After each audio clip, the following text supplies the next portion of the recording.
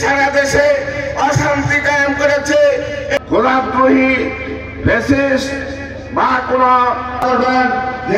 Seat থেকে যেন খায়রুল হাসান বিপুল প্রশাসন ডিসি এসপি স্বরাষ্ট্র মন্ত্রণালয় আপনারা কিসের জন্য বসে আছেন?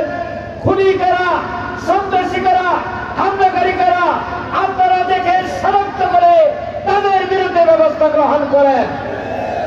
তারা হলে গোটা বাংলাদেশ অগ্নির স্ফুলিঙ্গের মতো দাবানলের মতো জ্বলে উঠবে, আর সেই আগুন আপনারা নির্বাপিত করতে পারবেন না।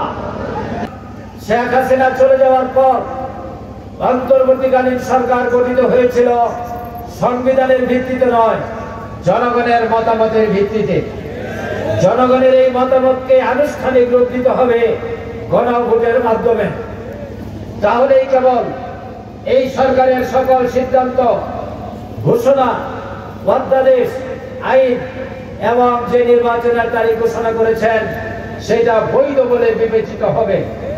আর যদি গণভোট না হয়, তাহলে যদি ভবিষ্যতে প্রশ্ন উঠে 2024 সালের পর 2029 সালে নির্বাচন হওয়ার কথা, এর আগের নির্বাচন অবৈধ, আইনগতভাবে মোকাবেলা করার কোনো পথ থাকবে না। এই জন্য আমরা বলেছি গণভোট আয়োজন করে জুলাই সনদকে আইনি ভিত্তি দিয়ে, এই সরকারকে আইনি ভিত্তি দিয়ে এরপর পার্লামেন্ট নির্বাচন করতে হবে। তাহলে আগামী দিনে কেউ আর আইনের প্রশ্ন তুলতে পারবে না। আপনারা আপনার চেষ্টা করবেন, আল্লাহর কাছে প্রার্থনা করবেন টালিগঞ্জ হাসপাতালকে আধুনিকায়ন করা, চিকিৎসা সেবাকে সহজলভ্য করা, যেন প্রাথমিক সেবা নিজ নিজ এলাকা থেকে নিতে পারে, সেই জন্য আমরা চিকিৎসা সেবাকে মানুষের দূরদূরায় পৌঁছে দেওয়ার জন্য চেষ্টা করবো ইনশাআল্লাহ।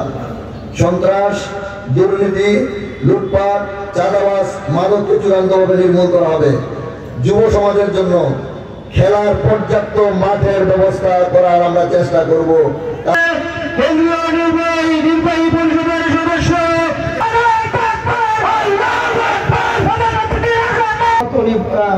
পরিশ্রম করবেন, এই জন্য কালীগঞ্জ উপজেলা শাখার পক্ষ থেকে সেই যুদ্ধ অপরাধীর কোড ছিল অন্যায় এবং মিথ্যা।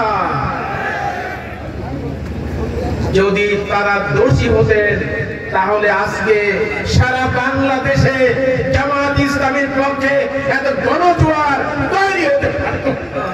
পুত্র গোত্র নির্বিশেষে সবার যেই উন্নয়নের রূপরেখা দিয়েছে সেই উন্নয়ন কালীগঞ্জবাসী দেখবে ইনশাআল্লাহ। করে নির্বাচনের ফলাফলকে ভিন্ন খাতে প্রভাবিত এই চিন্তা মাথায় নেবেন না। আমরা কিন্তু জলের ভাইরা এই সমাজে তারার আলো, আল্লাহর দিকে ডাকে তারা কত ভালো। খাইরুল ভাইরা এই সমাজে তারার আলো, ভোটের দিনে বাধাহীনি গাড়ি পালা ভিল মারিও, ভোটের দিনে বিজয় হবে না ইনসাফে বাধাহীনে। ইসলামী